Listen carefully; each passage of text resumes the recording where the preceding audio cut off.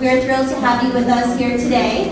I just wanted to point out that on all of your name badges, you should have this QR code that you can scan with your smartphone that will bring up the full agenda of today's events. So if you ever want to know what's happening where and with who, please refer to the online agenda. To kick things off, we're going to begin with our keynote speaker session. I'd like to bring Dean Willie Prado to the stage to say some introducing words.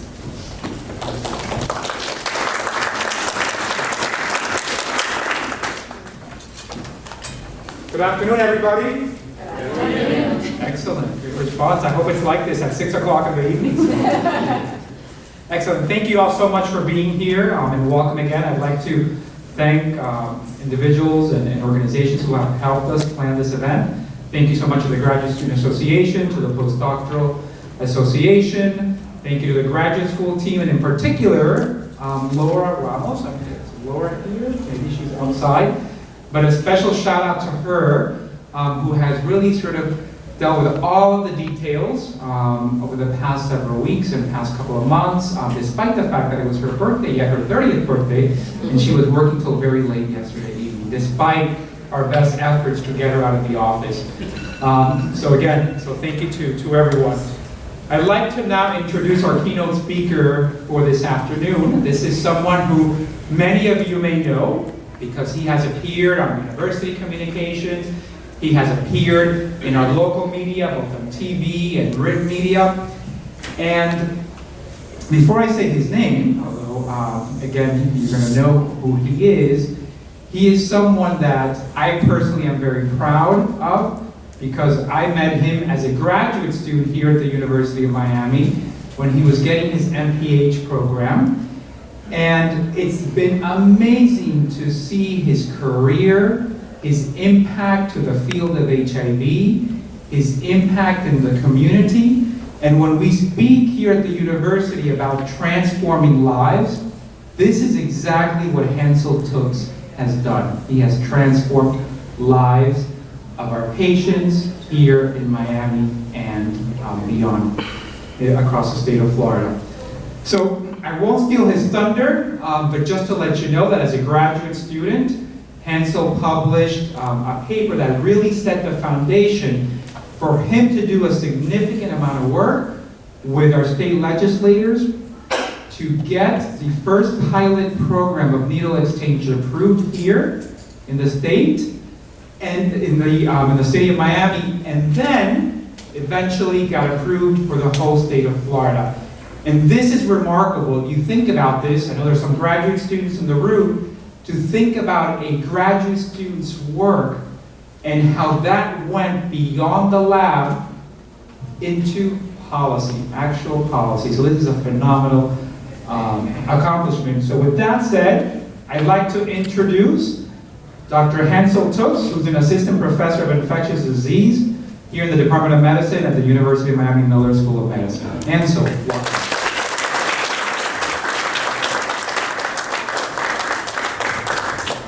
Thank you all. Hold on, I'll turn on my mic. Is that better? Can you? Yeah? Okay. So thank you all for coming. I'm really, really excited to be here. I just did a clinic this morning at Jackson Memorial Hospital, so that was good. But I'm happy to be here with my fellow Canes to share with you your research day here in the UM community.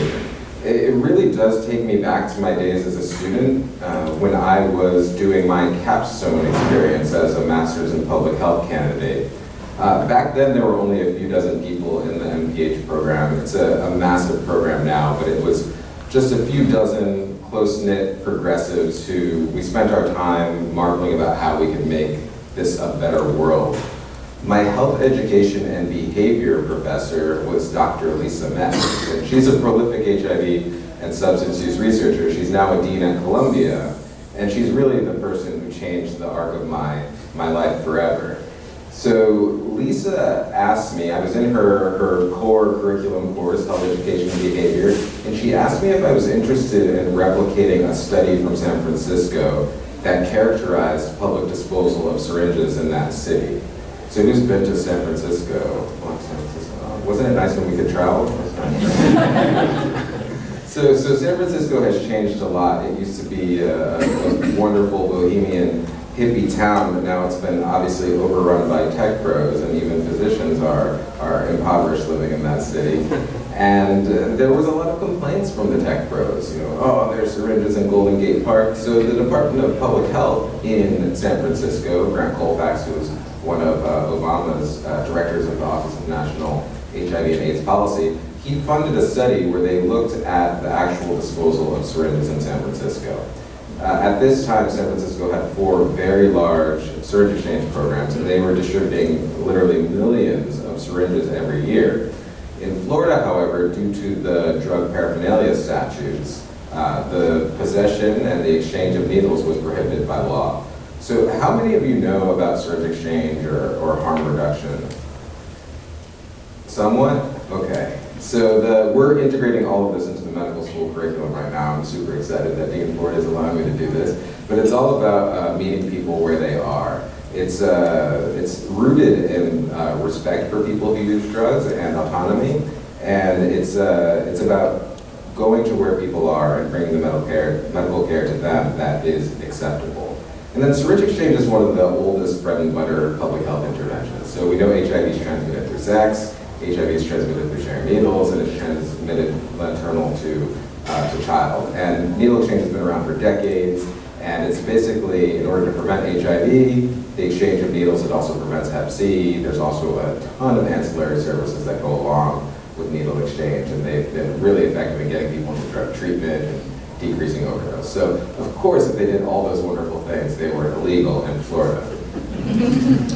So our study question was, how would disposal practices differ in a city with and a city without syringe exchange?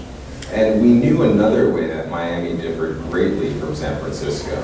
So Miami had at that time, a decade ago, and continues to have the highest rate of new HIV infections in the country. And in the absence of bread and butter public health, sex education, needle exchange, Miami has had no way to experience and enjoy the same progress that other American cities have had in the reduction of HIV infections. At this time, we are 3 times the rate of most other major American cities, and we're 4 times the national average in new HIV infections. Did you all know that about Miami? PrEP is great. Take it. All right, you guys know about PrEP? Yeah. So back to my posse of public health warriors that looks not very different than a lot of you who I can see in the audience as students. So my classmates and I, we hit the streets, and we were on a mission that spawned a decade of advocacy. So we went looking for syringes in the areas that have the most drug use in our city, and we corroborated our findings on these walkthroughs with interviews, quantitative interviews with people who inject drugs. I won't bore you with all of the details, though you can read the paper. It was a very exciting paper, but the short story is that we found 8 times the number of syringes on the streets of Miami, a city where there was no proper venue for people to dispose of syringes. Not surprising. The issue is that people always ask me, well, why did you do this? And I'll tell you why. It took me a long time to realize why, other than the fact that it's like a basic human right and we should work for those things. The human suffering that I saw on the streets of Miami was outrageous. I remember seeing a young guy, 22 years old, in an alleyway in Wynwood with a dull syringe, and his veins were all blown, and he was trying to inject into his neck, and there was just blood pouring down his neck, and he was crying. And just the scope of the human suffering that I saw back then was really why I was so vociferous in my plight to bring needle exchange here. I know that's hard for a lot of you to realize that that was the way Wynwood was, but that was the way Wynwood was back then, and it's a very different neighborhood now. So the capstone was Dean Conwood, how are you?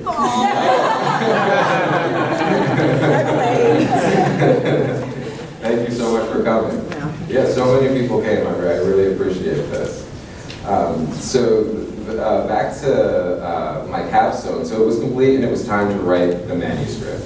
And at this time, this was right when I got on Facebook. I got in tons of trouble from my colleagues because at first I was posting pictures of syringes on Facebook, and they're like, "Oh, you can't do that," and it was a mess. But that's a digression. But be careful what you post on Facebook.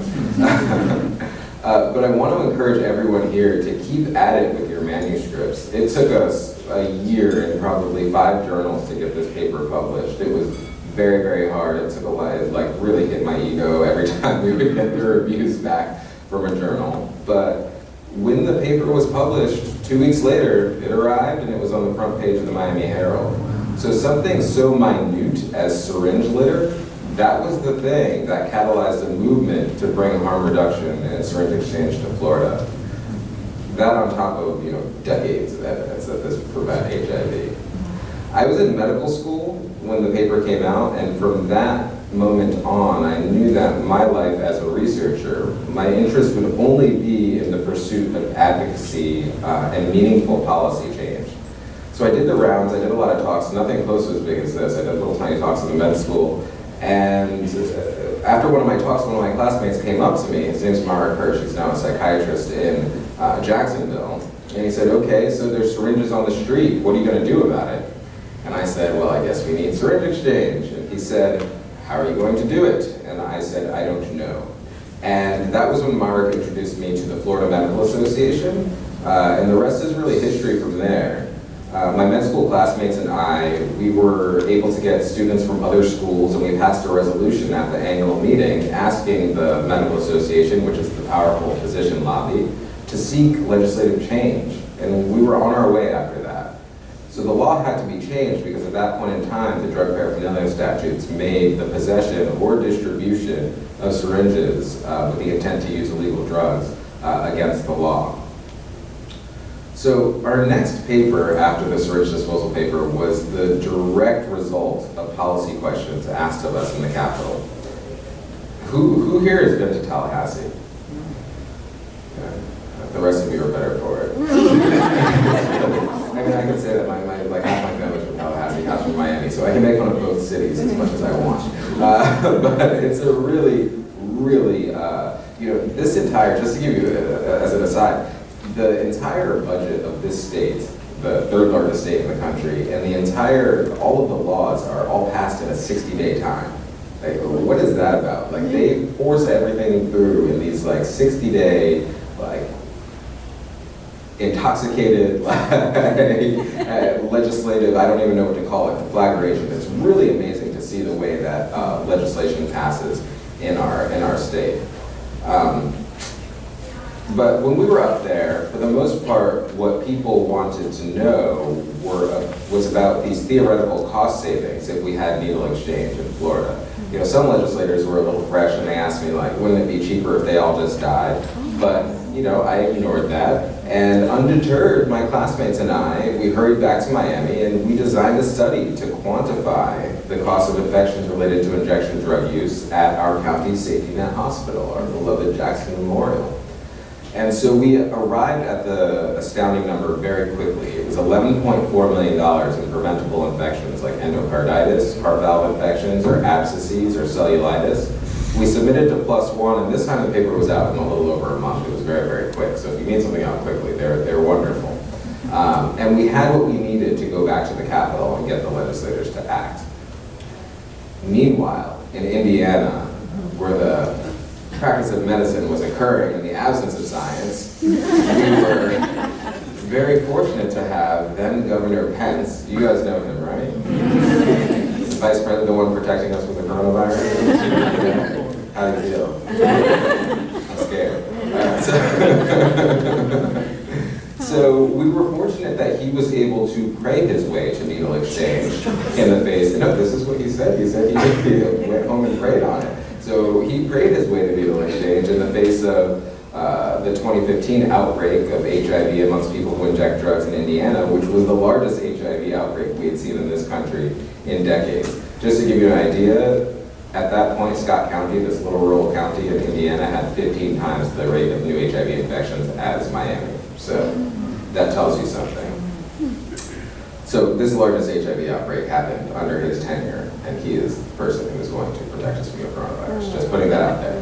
But if this iconic plastic man could stomach giving syringes to people with substance use disorder, I felt that we could get it done in Florida. So as we prepared to pass the Miami-Dade pilot legislation, we called it IDEA, the Infectious Disease Elimination Act. We imposed significant pressure on the Department of Health. We asked, how could the agency that's tasked with protecting the health of Floridians oppose needle exchange? How could the Florida Surgeon General, an academic who trained at our beloved Jackson, oppose needle exchange? In the face of the evidence, in the face of the epidemic that we were experiencing in our state and nationwide, it was truly criminal. So we were fortunate though. The legislature broke with its health department, and at this time in 2016, the University of Miami was tasked with operating a 5-year pilot syringe services program without any state or local funds. Thank you to my funders in the audience. And we, on World AIDS Day of 2016, opened the first legal syringe services program in Florida. So we hit the ground running.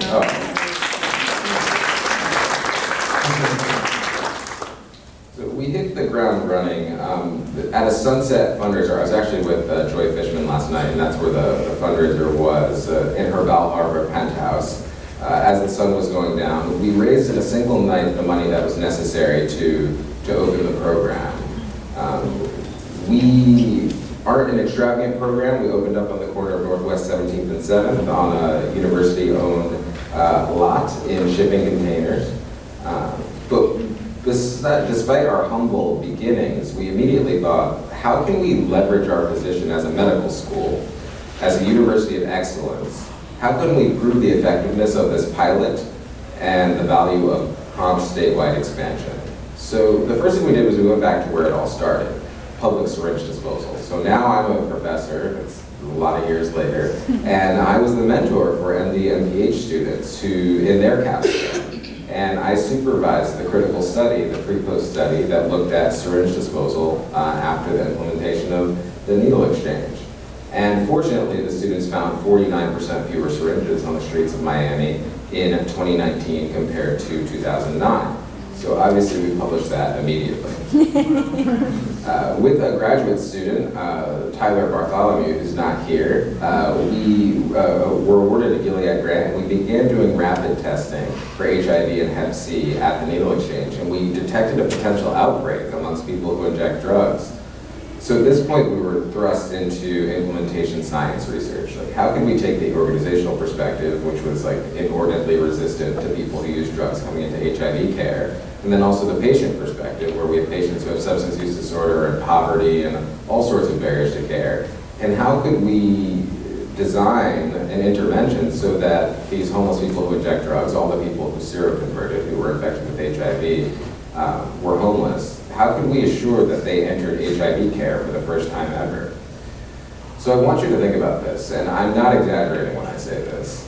There were no homeless people who inject drugs living with HIV in this city who were in HIV care. It just was not possible. The system was built with so many barriers against this group of people.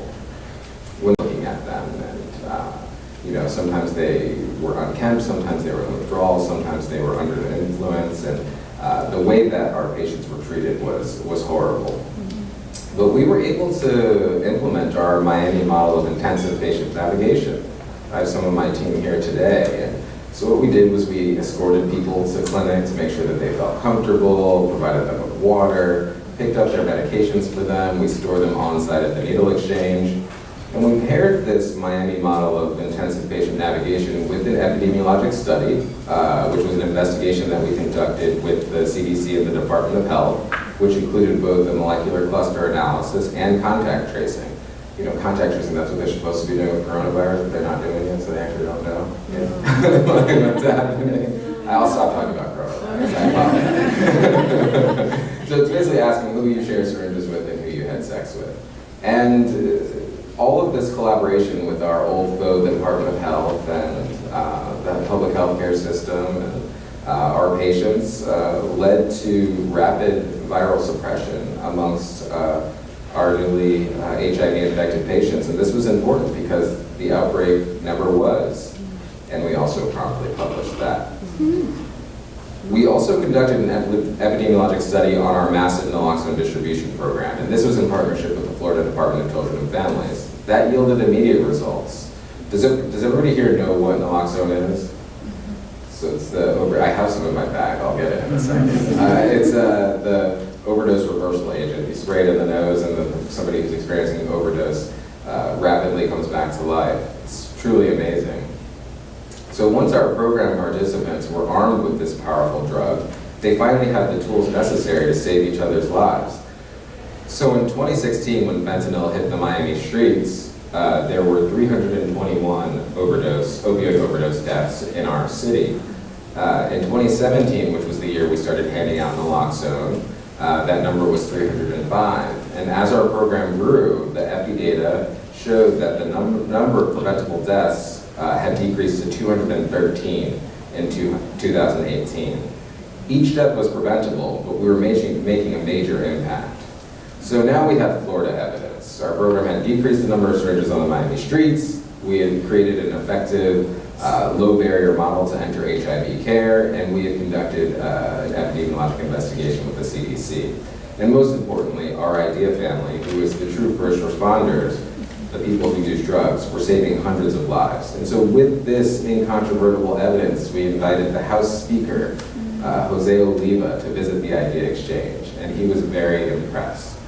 And so was the legislature, because in 2019, after 10 years after my journey on the streets of Miami looking for syringes, the state of Florida authorized needle exchange for the entire state. 158 legislators voted yes, and only 2 voted no. So in this case, evidence won, science won, our patients won, and most importantly, society won. So the reason that I tell you this story is just to implore you to pursue research that can affect change and make a better world and a healthier society. We should never really be conducting, academic research in a vacuum. It should only advance us as a community. It's kind of funny, when I signed to become faculty with my boss, Mario Stevenson, he called me tough as nails in the interview. And then in my second interview, I was with another colleague who I won't name, and he said, "Are you going to turn your graduate school project into your entire career?" And I was like, yes, that's exactly what I'm going to do. And so I chuckle when I think about that, just because, grit and tenacity in this world we live in can lead to change and help the human condition and make this world a little bit more livable. If it can make our world a bit more compassionate, we can leave this world better than we found it. And so as graduate students, this work that you're doing here at the University of Miami, which is my alma mater, 2 of my 3 degrees are from here, your graduate school projects can indeed form the foundation of your career. And it can change your life as well as the lives of countless others. So with that, I'd like to thank you. And if you have any questions, I'm here.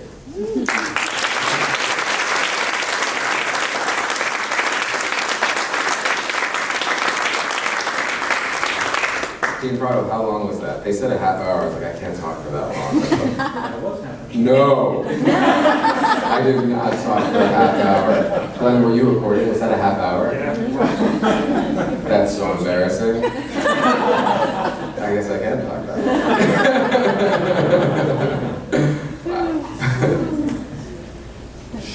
Wow. Questions?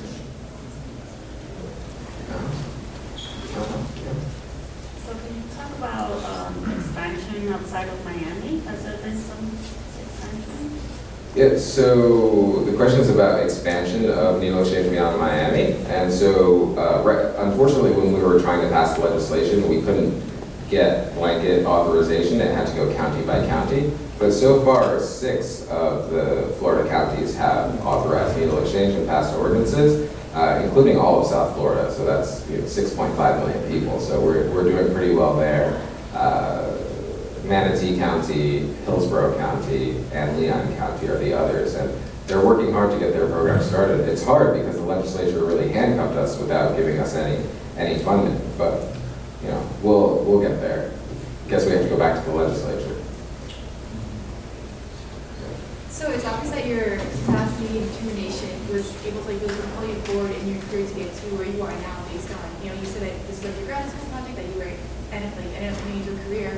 What other tips do you have for other aspiring student researchers? Or what do you think are traits that we should also try to embody in Oh, wow. I mean, so tips that I have for graduate school researchers, the biggest thing, I mentioned like the discouraging, like getting the paper rejections and the fact that it took a year to get a paper out. You really just have to stick with it, and that's just a metaphor for the entire arc of everything. I got turned down by the legislature many times, and that whole 10-year arc, there were many times where I flew back to Miami with my tail in between my legs. But if you keep on going at it and you just keep in the pursuit of what is right, ultimately what is right will prevail, even if you do end up having setbacks. I think that's the best I can come up with right now.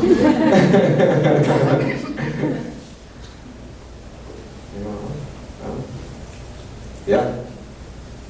Do you have any strategies for how to implement ideas that are at the research level into like more public health impacts? I know that there's like a switch in like implementation research and how we can get like research from the from clinical settings to public health.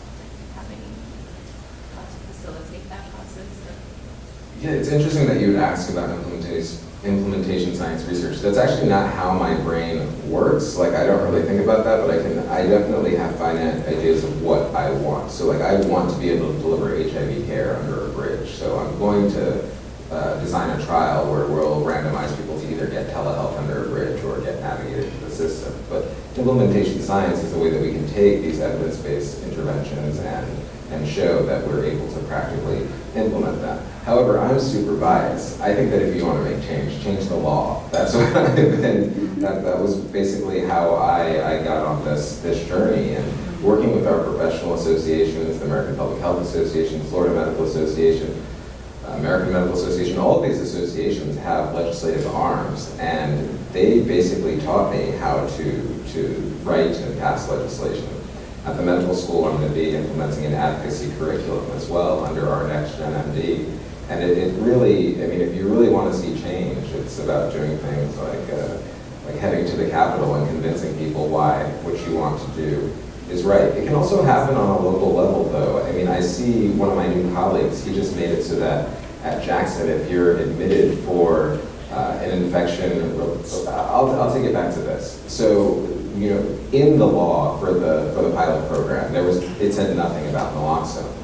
But the University of Miami, with my desperate pleading and Dr. Felicia Nall's assistance, we were able to convince the University of Miami to allow us to hand out naloxone without a prescription. That wasn't done in Florida. There was nobody who said, like, everybody said, well, where's the pharmacist? There are no pharmacists. You can ask my team. We just throw boxes of naloxone everywhere they need to be. And it was that sort of policy change that we were able to make here on this local level within our program, and like thousands of people's lives have been saved. So, policy change is the way to go. It's fun. What other policy change would you like to see in the harm reduction field? In the harm reduction field, that's great. For policy change, I was going to say something about Joe Biden. But Let's narrow it down. Narrow it down to, Gene Prado was like, oh gosh, you can't shock me when I'm up here. So within harm reduction, I think that there is extreme inequity in this country where there are harm reduction programs and where there aren't. Rural areas are very underserved. The entire South is very underserved. Florida and Georgia passed legislation the same year, but those are the only two southern states and North Carolina that have programs. That whole area where we have more than half of the HIV infections in the country is the same area where the harm reduction programs are illegal. So I'd like to see some leadership from the federal government. Perhaps Vice President Pence can assist. And the Surgeon General is Jerome Adams, which was his Surgeon General in Indiana. I mean, there should be legal surge exchange in this entire country, because really surge exchange is just compassion and treating people with dignity. I often tell my team, at IDEA, a lot of times when you're smiling at our participants, it's the only time anyone's going to smile at them all day. And that's really like horrible if you think about that. So I would like to see these programs everywhere. I'd like to see more in medical schools. I love the fact that the medical students rotate through the needle exchange, and we're really teaching them from the beginning to treat people with compassion and respect. And yeah, we need needle exchange everywhere. We need to be like Canada and Europe. I don't know what we're waiting for. We need to fund them. Anyone else? No? Yeah? I guess in terms of presentation skills, right? Talking to legislators versus talking to academics, what are some of the differences? Well, I thought you were going to critique my talk. Here it comes. Not making it. I know, I'm getting emails. So the biggest thing when speaking to legislators was I had to realize like how basic I had to get. Like, if you don't share syringes, you can't share HIV. HIV is expensive. You pay for it. It really had to get that rudimentary. Like, there is a drug that will bring people back to life if you give it to them when they overdose. And then, it's not just homeless people who overdose. It's probably one of your friend's kids or one of your friends. You really had to get very, very basic, and also just not react. Like, when people said things to me like, wouldn't it be cheaper if they all just died? I just ignored the fact that they said that and continued with what I was saying. Because a lot of it's a game, and they're just trying to test you and see what you're made of. It took us 4 years to get the pilot pass. I had a lot to learn at that point. But it was just in our second year that we passed the expansion. I think it was really important to bring leadership, the speaker, to our program so he could actually see what we actually did. I think that was probably the best thing, was just showing them, because that's the best story. But it's speaking to legislators is tough, especially in the Florida legislature. It's a crazy place, but if me, and it's not just me, I want to say that this is a lot of students. It's one of my current graduate students, Tyler Bartholomew, and it's many students from across the state who helped with this whole thing. But if we can convince the Florida legislature to give people who use drugs syringes, I mean, you can convince them of anything, because that was a really hard sell. Really hard sell.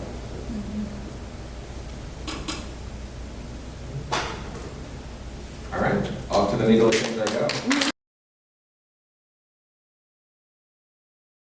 Well, good afternoon, everybody. My name is Tatiana Perino. I work at the graduate school, and on behalf of Dean Willie Prado and the amazing team at the graduate school and the Graduate Student Association, welcome to the TED Light Talks of today's Research Symposium. The students and postdocs today are going to be presenting their extraordinary research in just 10 minutes, making it accessible to an interdisciplinary audience like the one we have here today. Just out of curiosity, how many people are from the medical campus, from Miller School? A lot of people.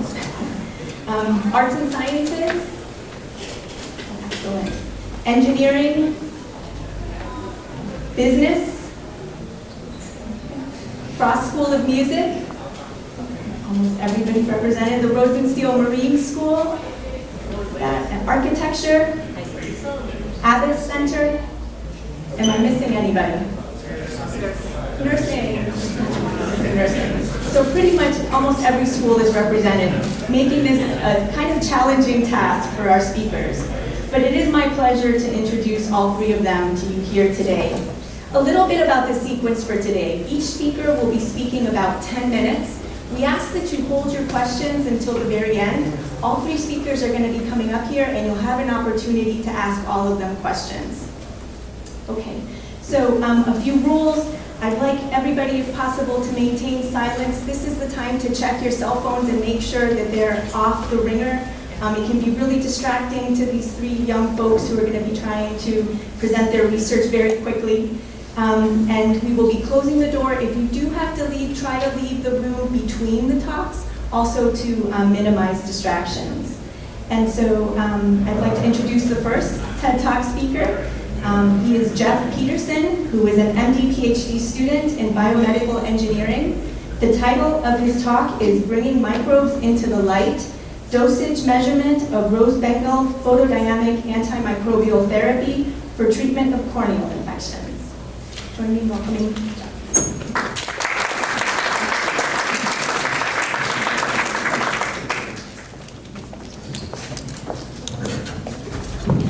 questions?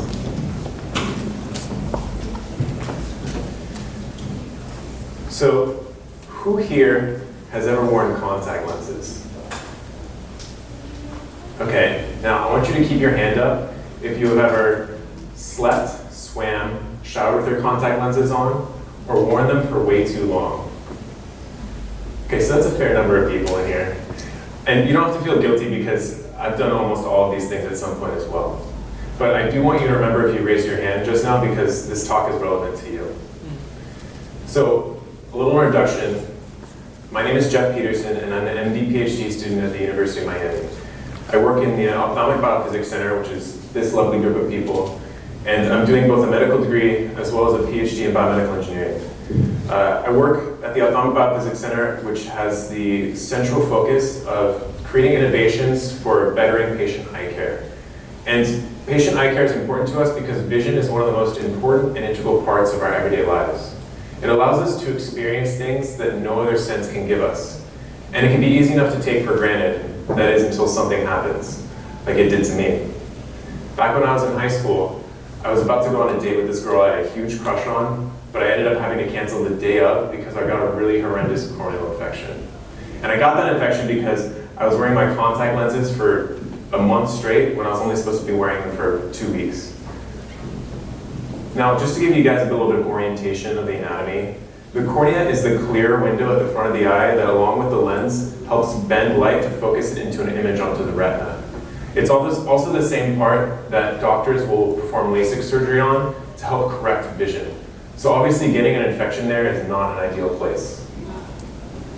And unfortunately, this kind of thing is pretty common, both having to cancel dates with your crush, as well as getting really bad corneal infections.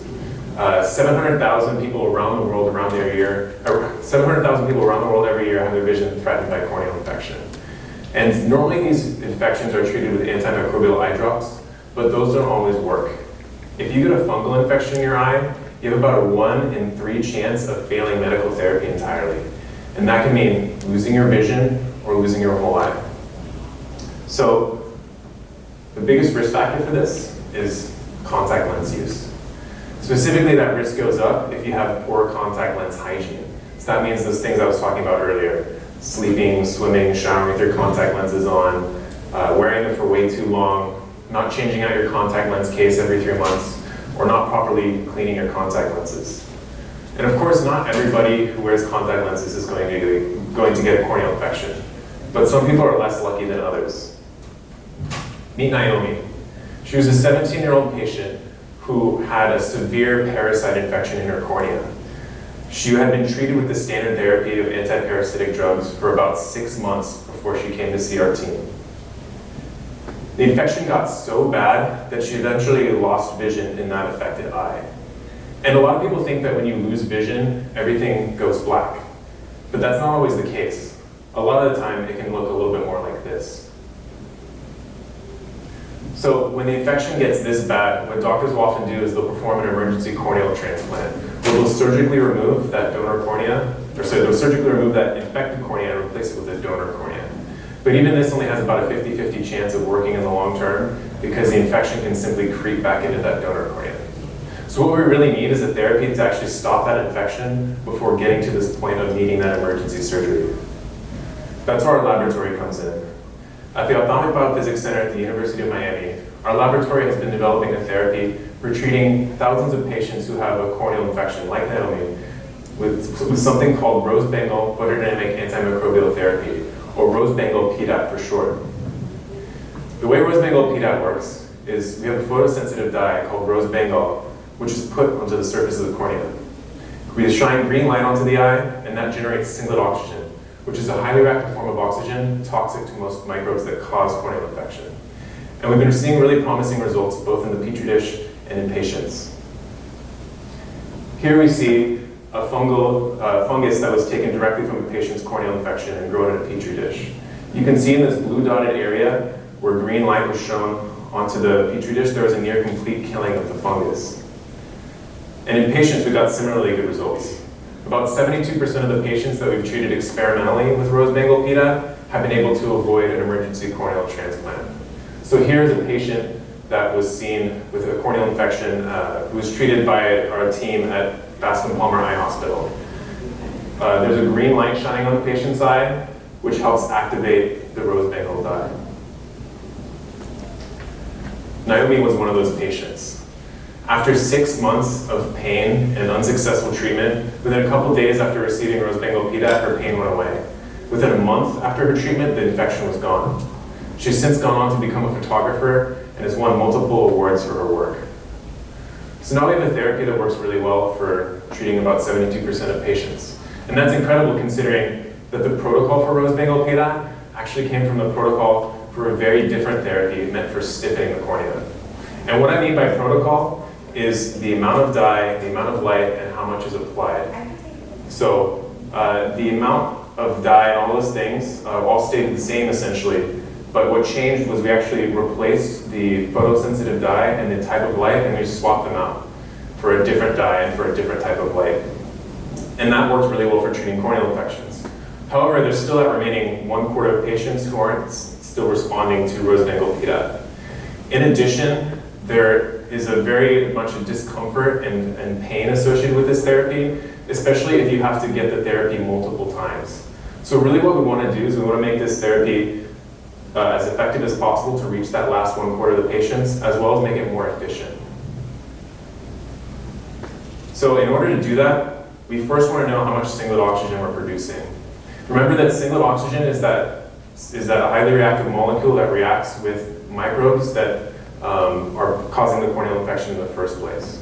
However, we don't actually know how much is being produced. Right now we know how much dye is going into the cornea, we know how much light is going in, we actually know how much singlet oxygen is coming out. And to actually measure the amount of singlet oxygen in a patient's cornea, it's a really complicated and tricky thing to do. And really the only feasible way of doing it is through a process pictured here. So singlet oxygen is a highly energetic molecule, and about 1 in 10 million singlet oxygen molecules can spontaneously decay to regular ground state oxygen. And when that happens, it can release an infrared photon.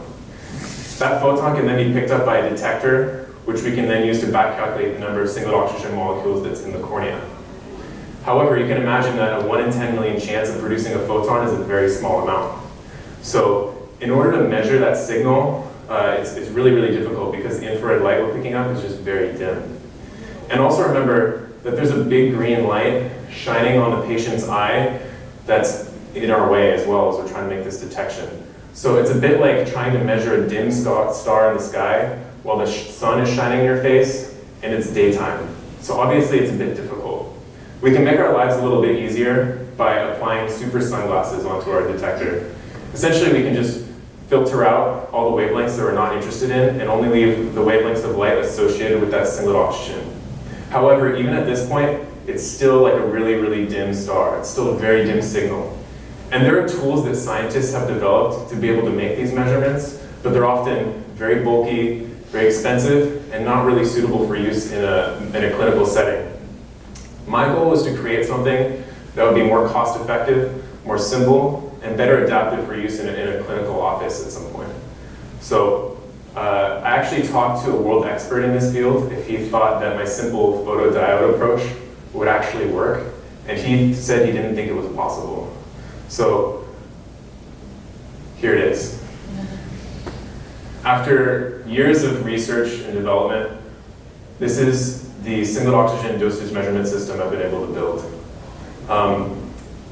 So people have been able to do these measurements in solution, people have been able to do these measurements in skin, but no one's actually done this measurement in a cornea before.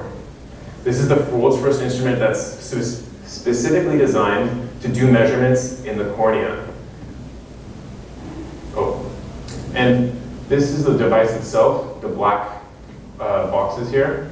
And then the white part is a 3D printed corneal holder that's holding a cornea in place so I can do the measurements. So what we're doing with this right now is we're measuring a number of corneas to be able to build a predictive model that will tell us the optimal protocol parameters for rose Bengal PDAT.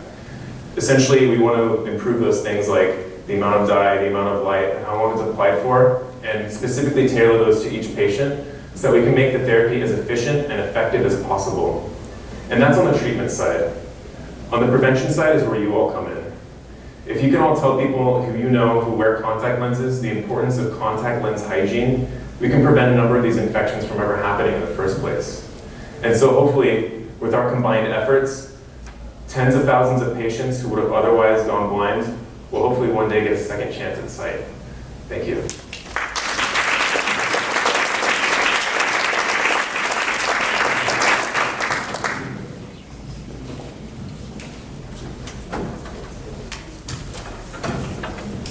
Thank you very much, Jeff. Our second TED-like talker is Olivia Altamirano. She's a PhD student in psychology. The title of her talk is Risk and Resiliency Factors Related to Dementia Caregiver Mental Health. Join me in welcoming Olivia.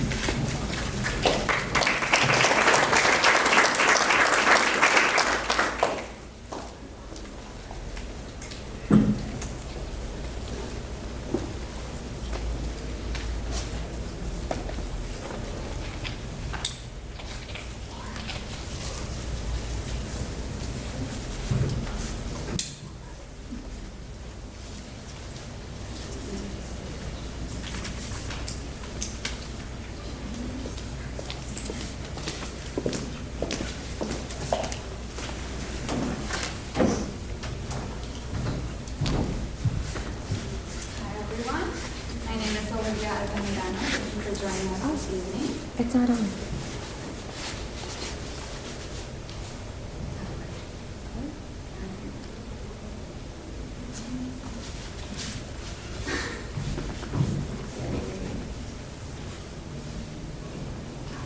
All right, let's try this again. Hi everyone, my name is Olivia Altamirano. Thank you all for joining us this evening. Today, I want to talk to you all about dementia caregiver mental health. Across the globe, people are living longer, and that's a good thing, right? But advanced age is the biggest predictor of dementia, and rates of dementia are rising exponentially. 13.8 million people in the US alone are expected to have dementia by 2050. That's only 30 years from now, which means you'll probably know someone who develops dementia. You may become the caregiver for someone with dementia, or you may even develop the illness yourself. And tragically, there's currently no known cure. Now, we all forget things, but dementia is much, much more than that. Imagine your mom invited you over for dinner and made chicken soup, but she added a scoop of ice cream to your bowl. Imagine she forgot who you were. Imagine she got lost and wandered into a stranger's home. People with dementia have these vulnerable and unsafe experiences every day, and that makes things very difficult for the families who care for them. Caregivers provide many different kinds of support. For example, they help coordinate medical appointments, cook, and clean. When the illness is more advanced, they might help their loved ones bathe and get dressed. They also provide emotional support. So for example, they provide reassurance to their loved ones when they begin to worry over their worsening conditions. It's okay, Mom. We'll get through this. And most of the time, caregivers want to help. It feels like the right thing to do, but it is a huge commitment. Caregivers provide more than 18 billion hours of care each year. That's about $234 billion worth of care. And this time commitment means that they're sacrificing time for themselves and time with friends. And this combination of stress and less time for themselves can lead to caregivers feeling drained and burdened. Sometimes it can even lead to symptoms of mental illness in the caregivers themselves. As a doctoral student in clinical psychology at the University of Miami, I've decided to focus my research on the mental health of caregivers. We are experiencing an explosion in the number of people caring for loved ones at home. And their mental health is important too, but it often gets overlooked. We need to better understand how dementia is impacting caregivers. And to achieve that, our study looked at 3 factors, which were expressed emotion, family functioning, and symptom severity. And we'll walk through each of these in more detail, beginning with expressed emotion, which is a measure of caregiver attitude towards their loved one. It assesses criticism and emotional over-involvement.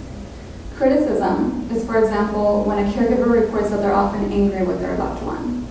And they might also report emotional over-involvement, saying things like, I have given up important things in my life in order to help my loved one.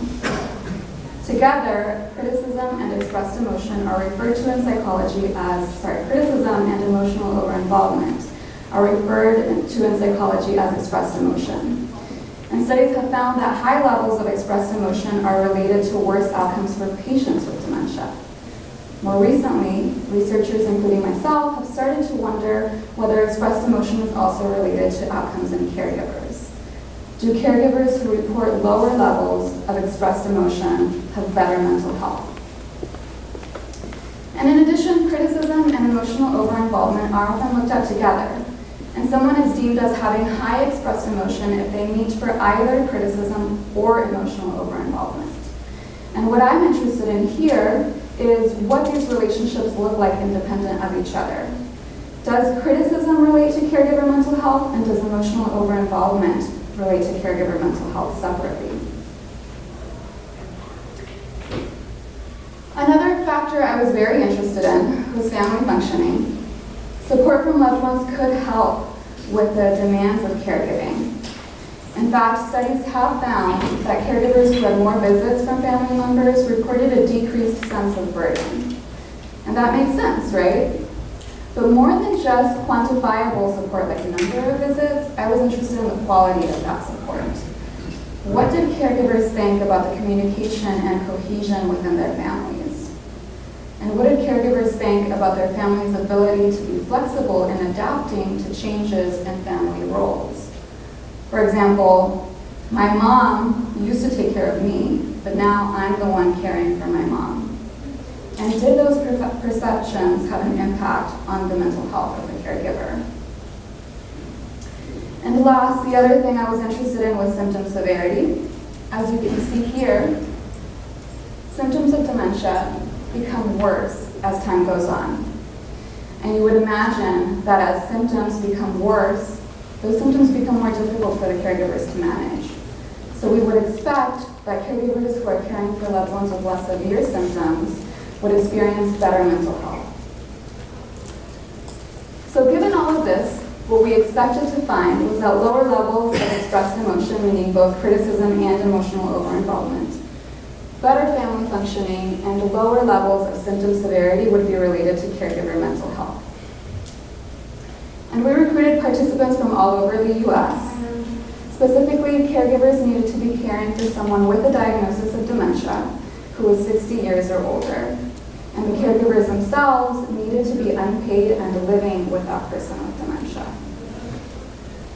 So now I want to walk you through the design of the study. In order to assess caregiver mental health, we used a statistical approach that allowed us to look at 3 factors, which were anxiety, depression, and stress. So when I'm talking about caregiver mental health, this is what I'm referring to. First, we were interested in expressed emotion. And like I mentioned earlier, I was specifically interested in the relationship between criticism and caregiver mental health and emotional over-involvement and caregiver mental health.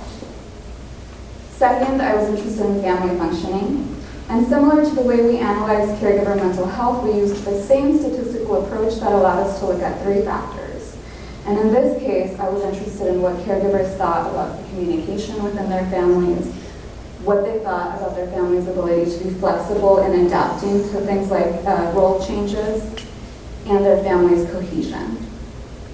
And last, I was interested in symptom severity and its relationship to caregiver mental health.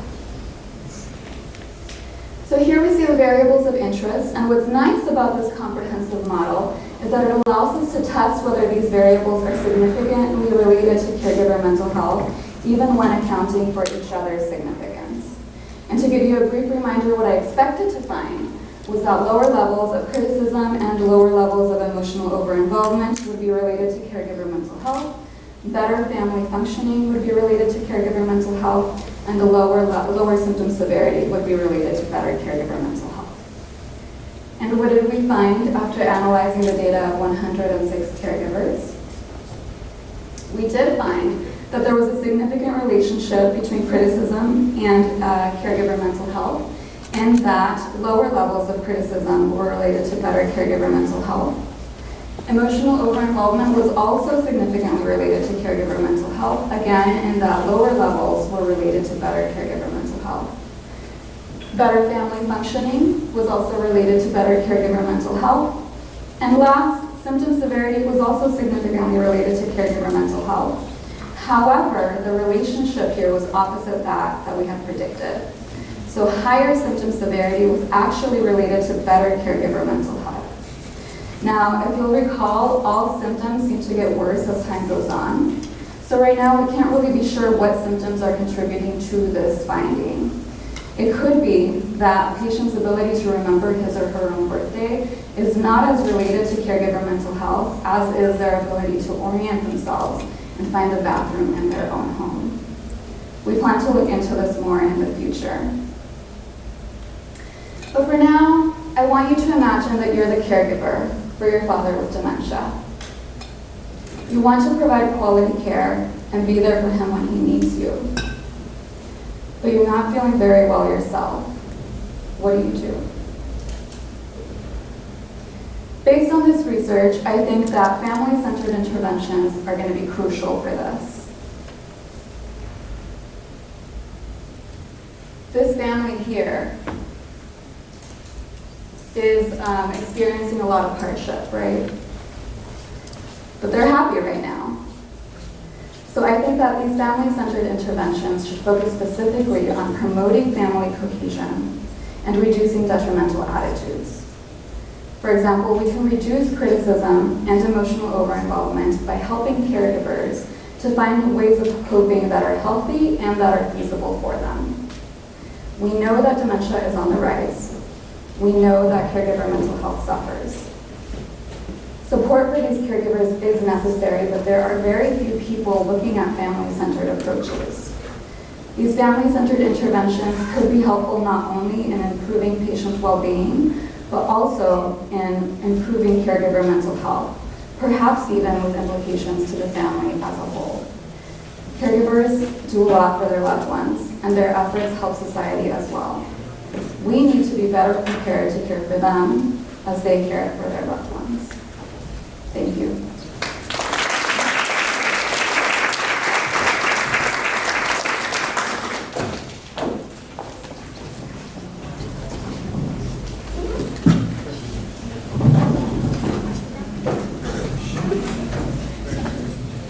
All right, so it's my pleasure to introduce our third TED-like talker. She is Maya Elias, a postdoctoral associate in nursing and health studies. The title of her talk is Higher Ratios of Daytime to Nighttime Activity Are Associated with Cognitive Function Among Older Adult ICU Survivors. Join me in welcoming Maya.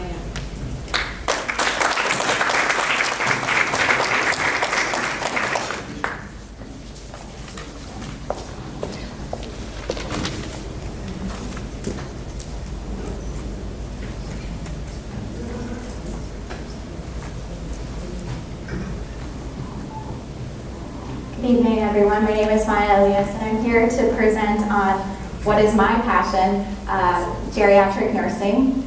And I'm here to talk about some of the preliminary results from my dissertation analyses that now supported my currently funded NIH F32 grant. So I'd like you to imagine your grandmother, and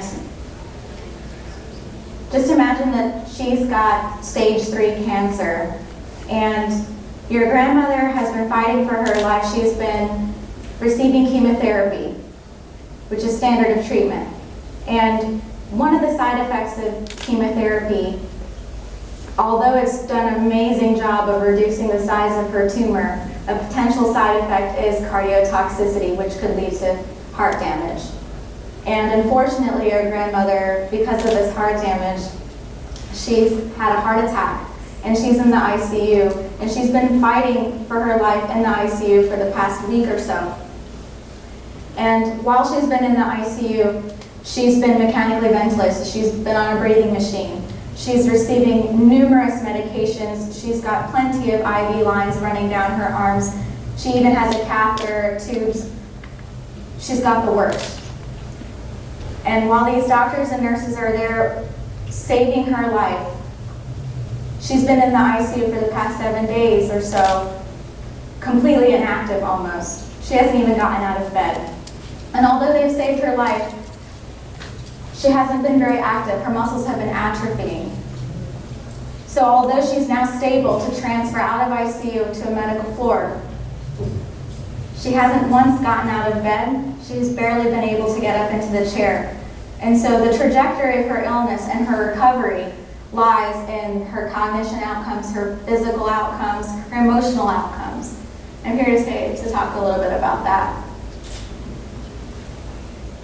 So as we know, critically ill older adults are profoundly inactive while they're in ICU. And in fact, up to 90% of older ICU survivors are discharged from the ICU with what's known as a geriatric syndrome. And the geriatric syndrome that I'd like to focus on today is post-ICU cognitive impairment. Critically ill older adults are at the highest risk of post-ICU cognitive impairment. And in fact, almost a fourth of older ICU survivors are discharged with cognitive symptoms that mimic mild Alzheimer's disease. And over a third suffer from cognitive symptoms that mimic moderate traumatic brain injury. So these are pretty severe. Executive function is an important domain, a subdomain of cognitive function that we need to consider in elderly patients, especially given that poor executive function predicts the admission to nursing homes. Executive function represents the ability to have goal-directed behavior, such as planning, reasoning, problem solving. And one subdomain of executive function is cognitive flexibility. Cognitive flexibility is the ability to interpret multiple sources of information and simultaneously pay attention to each of them and switch between them. So my questions are, does greater daytime activity promote cognitive outcomes in elderly ICU survivors? So is there an association there? And also, in that case, could daytime inactivity be a modifiable risk factor that we can intervene on, create intervention for, to prevent cognitive impairment in post-ICU patients, especially in elderly patients? So the aims of my study were to calculate a daytime to nighttime activity ratio in elderly ICU survivors in the early post-ICU transition period, and also to examine the association between this daytime-nighttime activity ratio and cognitive impairment. I enrolled 30 older adults. They were all mechanically ventilated while they were in ICU. All of them had to have been functionally independent prior to hospital admission, so that means that they could not have been using a walker or a cane. They were fully functionally independent prior to admission. They had to have been within 48 hours of ICU discharge, so within that early transition period out of ICU. And also they had to have no suspicion or symptoms of dementia. And I enrolled all 30 of them from all units at a medical surgical units at a level 1 trauma center. I used what's called an actigraph to measure activity. So I calculated mean activity counts per minute in the daytime hours, and I set daytime hours to be from 6 a.m. to 10 p.m. to reflect usual care among nursing staff and healthcare staff at the hospital. And nighttime was set between 10 p.m. and 6 a.m. And an actigraph is a wrist-worn device that you can wear on your dominant hand, and it has a rest activity algorithm built into it, very similar to what we use on our phones or our smart watches or a Fitbit. The ratio that I calculated is the daytime to nighttime activity ratio, and I calculated this by dividing the mean proportion of daytime activity by nighttime activity. And higher ratios are better, so that reflected that they were more active during the daytime than at nighttime, so higher ratios were better. And for example, a ratio of 1 indicated that daytime activity was equivalent to nighttime activity in that patient, and higher was better. I measured cognitive flexibility using the dimensional change card sort test from the NIH toolbox, and I used the fully adjusted T-score, which means that these scores were adjusted fully for age, gender, race, ethnicity, and level of education. For my analyses, I used multiple regression, and for my regression, I had adjusted for the association between the daytime activity ratio and cognitive function, and adjusted for two potentially confounding variables, which were ICU severity of illness and also grip strength. So I found that the mean daytime to nighttime activity ratio was actually very low, considering that they had been transferred out of ICU, and that ratio was about 1.8. And in fact, ratios for about 5 of the subjects in my study, 5 out of the 30, so about 17% of the patients in my sample actually had ratios that were less than 1, which indicated that these patients were proportionally more active at nighttime rather than during the daytime. And that indicates very severe alterations in their sleep-wake cycle, even though they had come out of ICU, and they should be off their sedative medications. They're no longer intubated, and they should be having a lot of activity during the daytime versus nighttime, because promotion of activity is such beyond the ICU. And so if you can see here, on the left I created this 2-panel figure to demonstrate what it should look like for a healthy older adult prior to admission. So if your grandma was fully independent prior to admission and she was able to have guests over and throw parties and walk every day and be able to visit, she would be one of the types of healthy older adults who were active during the daytime hours, which is what represented right here by the orange figure, the orange shaded area. And if she was, like I said, healthy, she would not have bouts of activity at nighttime, which would be the navy area. And so she should be sleeping at nighttime and active during the daytime. However, on the right here is what my patients looked like in my study. And this orange reflected bouts of activity, but the white indicated that they were actually either completely inactive or they were sleeping during the daytime hours. And at nighttime, they had bouts of activity instead of sleeping. So they were sleeping a little bit here and there, but they were waking up for little pieces of time, little bouts of activity. And that's not what we want to see in healthy older adults, especially since sleep consolidation is very important for memory and for cognitive outcomes beyond the ICU, and important for recovery. So the results of my regression were significant. There was a positive association between this daytime to nighttime activity ratio and better cognitive function. And that relationship persisted even after adjusting for the two potentially confounding variables, the ICU severity of illness score and the grip strength. So I have two conclusions that I had developed from this particular analysis.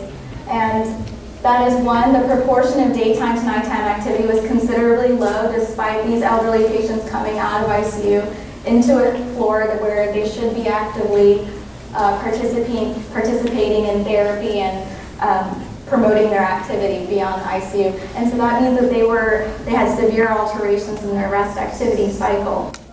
And also that higher ratios, this daytime to nighttime activity ratio, was associated with better executive function.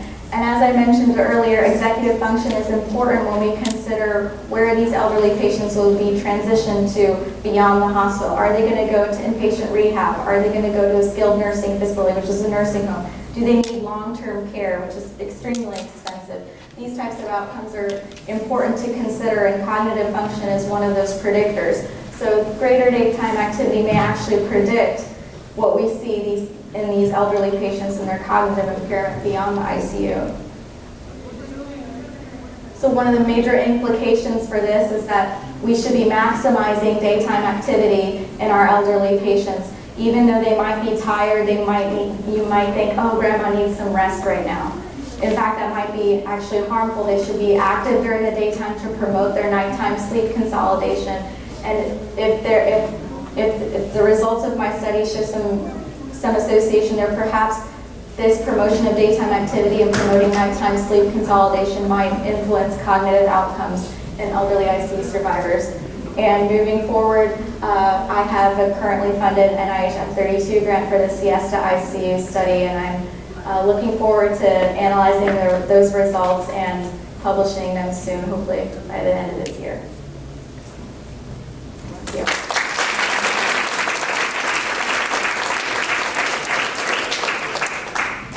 Thank you, Maya, and thank you, Olivia and Jeff, for presenting your research in this very bold manner. Learned a lot from it, and it's nice to see you trying to impact community well-being in different ways. So while we set up the chairs for questions, I'm going to give you a couple of minutes to think about what questions you have for this group, and then we'll pass around the mic.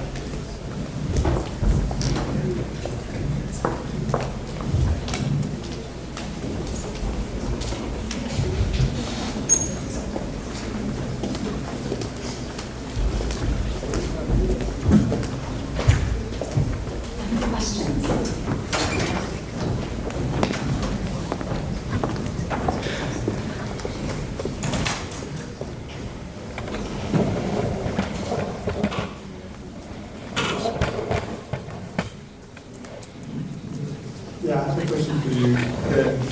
So, is there any possibility of this single oxygen molecules also damaging corneal cells, not just the fungus? That's the first one. And the second one, is there any possibility of also that the rate of production of single oxygen molecules depends on the cornea itself, and so even if you measure something in vitro or in your synthetic cornea, that might be different in different patients? So the first question was, does it damage corneal cells? The answer is yes, it damages everything.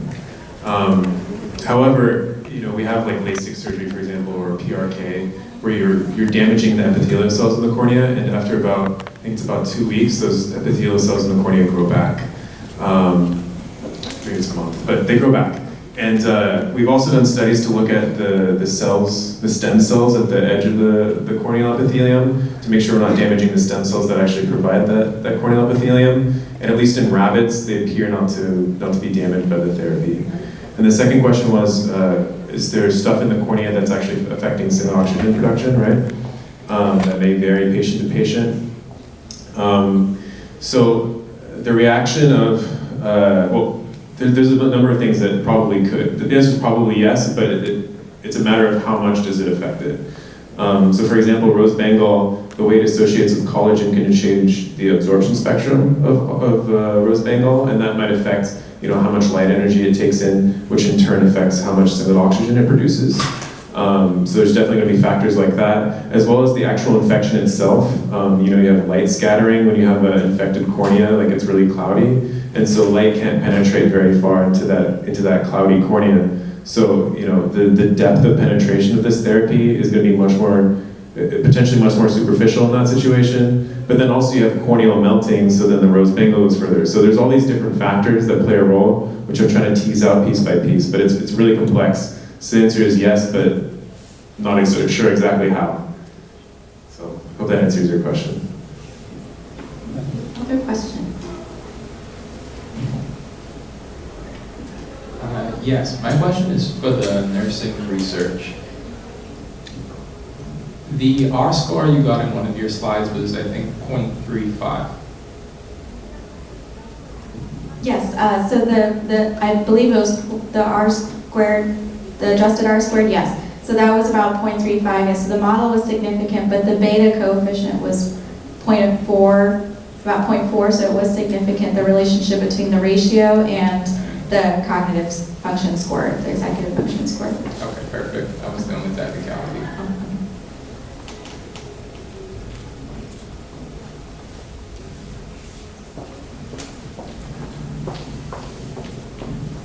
First, congratulations for the peer review. That was great. So my question is for Olivia. So Olivia, I'm wondering if you've started to think about mediation of models, given that you're thinking about intervention development and what a family-centered intervention may look like, in addition to the direct effects that you tested. Yeah, I have not started to think about that. Where I want this research to go next, like particularly related to this, is I want to look at the symptom severity, and I want to divide those symptoms up by clusters.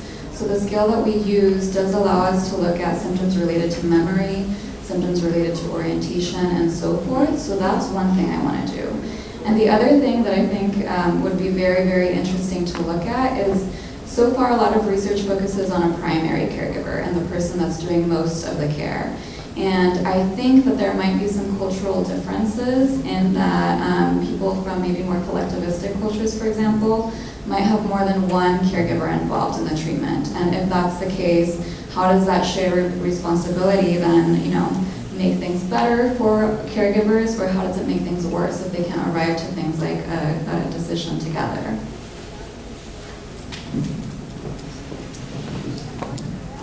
My question is to Jeff.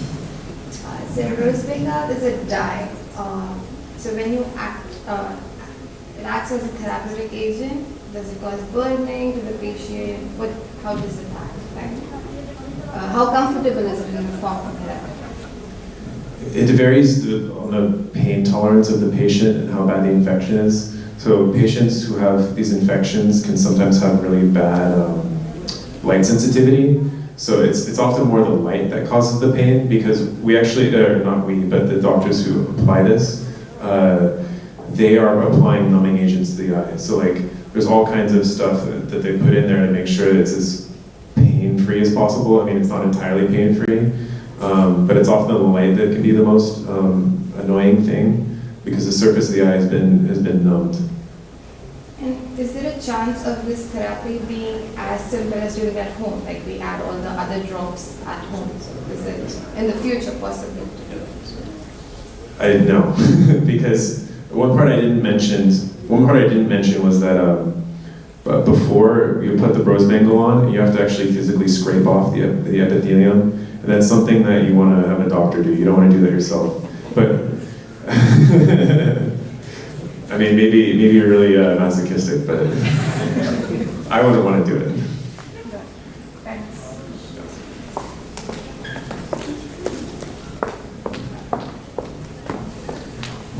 For Olivia, have you considered do a study or divide the caregivers by age? For some cultures, sometimes the grandchildren is the one taking care of grandpa, and probably their mental health could be affected in a different way of a caregiver that is like 60 or 50. Yeah, we did look at things like age, gender, relationship diets, but unfortunately because the sample was so small, we weren't really able to pick up any differences. But that is something that I was very interested in, does, both like gender, male versus female, and then the relationship, right? Like you said, grandchildren taking care of a grandparent versus maybe a son taking care of his mom. Does that change the relationship? But yeah, unfortunately I can't with the size of this sample, but in the future that would be a great thing to look at.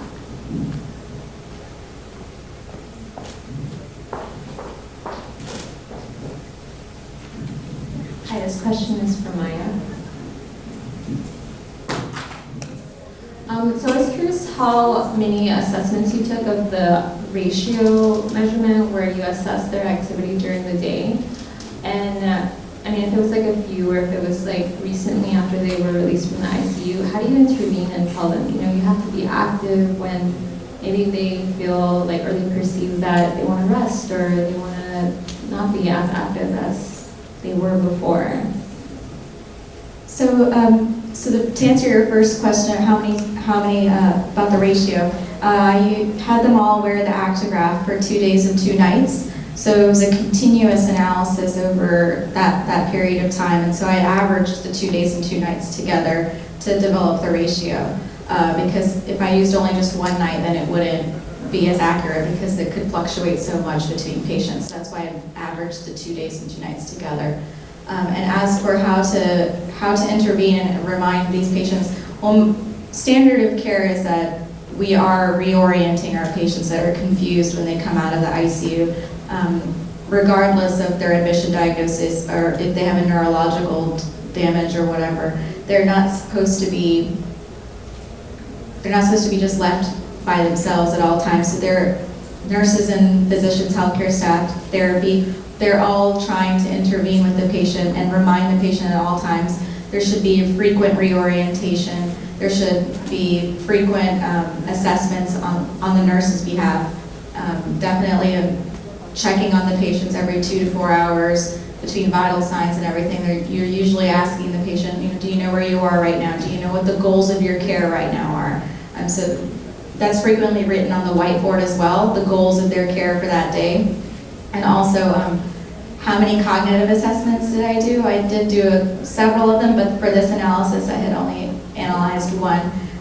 This was actually a subset of a larger study that I did for my dissertation. So in my current work right now for my F32 grant, I am looking at 3 measures of cognitive function and looking at that more broadly for the future, my future analyses.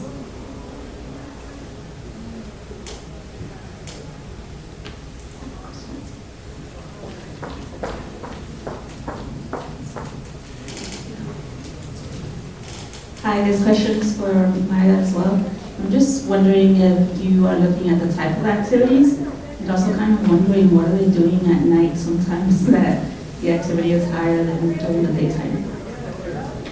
So there were those 5 patients that I found that were highly active at night and not as active during the daytime. They were very interesting, so I had looked into them, especially because it seemed strange to me at first. So they were actually very typical elderly patients, and they just happened to have a little bit more delirium, what is known as delirium symptoms. And so they were agitated at night. They were not sleeping as much. They were receiving medications that, antipsychotic medications that would have made them very sleepy during the daytime and actually had this rebound effect that kept them awake at night. They were also in a lot of pain. And pain is one of the main indicators that we should be looking at them more often to prevent delirium. So that pain, agitation those types of elderly patients, they're very prone to developing delirium, which then could lead to persistent cognitive impairment. So that's kind of the type of population that I was really looking into when I thought about those 5 patients whose ratios were actually very low during the daytime.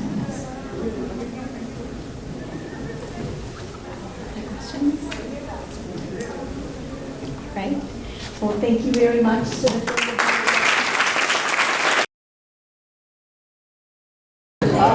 Okay, we're going to get started.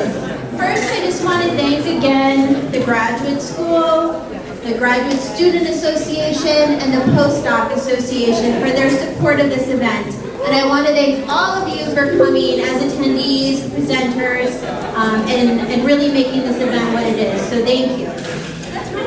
Next up, for the TED Light Talks, there was only 3 presenters, and so we're not doing an award for the TED Light Talks. However, because they're all 3 were outstanding, we do have a token of appreciation. So if our 3 TED Light talkers can please come up. Jeff, Maya, and Olivia, if you're still here. Yes, let's give them a round of applause.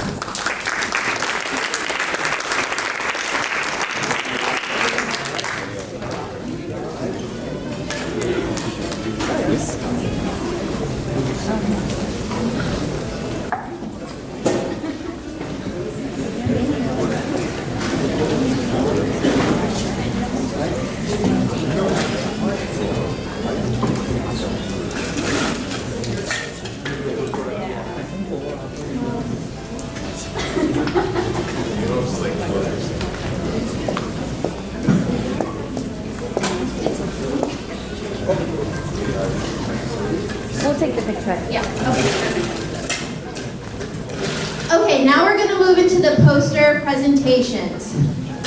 For each of the 3 categories of health and life sciences, social and behavioral sciences, and physical sciences and engineering, we were looking to award a first place winner award and then a runner-up award. And then each of those winners would go on to present as a state competition, which is the Council of Florida Graduate Schools competition that's happening at University of Central Florida in April.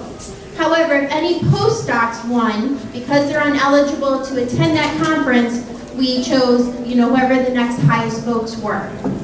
So for the health and life sciences, we actually have 4 winners. So the 2 first place winners, and if you're here, please come to the stage, will receive $250 each. So the first place winners are Postdoc Odette Oran.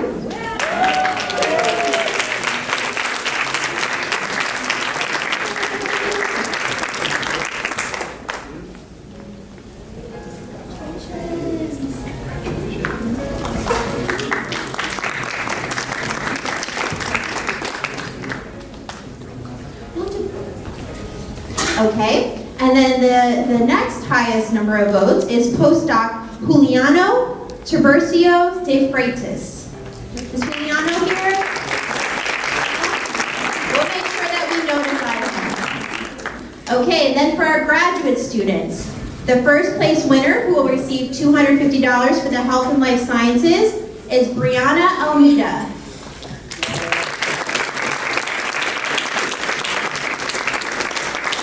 She's here, but again, we'll make sure she's notified.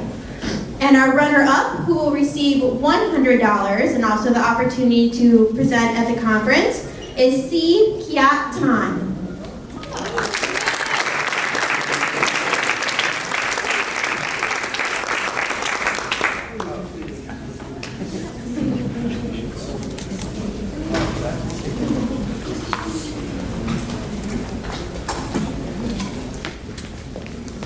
Okay, now we're going to move on to the social and behavioral sciences. Our first place winner, and I apologize if I'm pronouncing any names incorrectly, is Siwin Louder.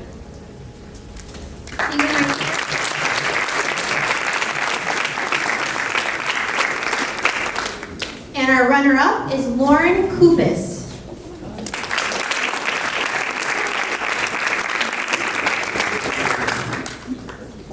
Okay, and for our last poster presentation category, the physical sciences and engineering, the first place winner is Nima.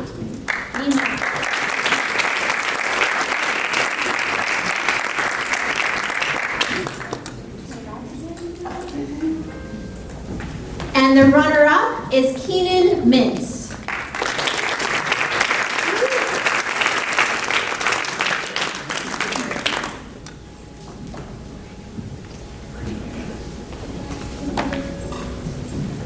All right, and lastly, we'll move on to our oral presentation awards. We had 23 oral presenters, and so we were looking to award a first place and a runner-up. However, we had some ties. Our first place winner will also receive $250, and the winner is Choki Schrader.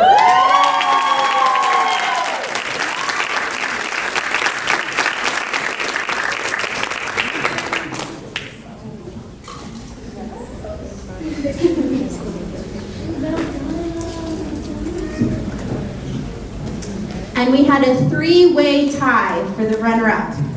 So I'm going to announce all three. Hillary Yip, Nancy Chen, and Stanislav Lazupulo.